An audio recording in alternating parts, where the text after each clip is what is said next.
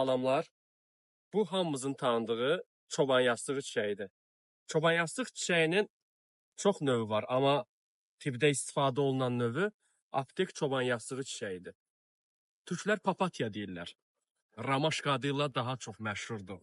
Ümumiyyətlə kiminsə bağırsağında spazm varsa, dəmlənib istifadə olunması ən rahat bitki çaylarındandır. Çoban yastığı çiçəyinin yaxşı xüsusiyyətlərindən biri odur ki, bir çox faydalı dərman bitkiləri ilə bərabər istifadə edə bilərsiniz. Çoban yastığı çiçəyinin yağından da istifadə olunur. Efir yağları ilə zəngindir. Onu xaricə də istifadə etmək olar. Aptek çoban yastığı çiçəyinin daxilə və xarici istifadə qaydaları var.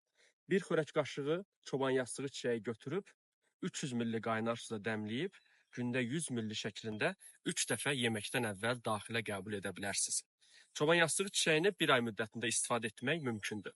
Həmçinin çoban yastığı çiçəyi qurudulması da rahatdır və çoban yastığı çiçəyini dəmlədikdən sonra digər bitki çaylarına da əlavə edə bilərsiniz. Uşaqlar da istifadə edə bilərlər.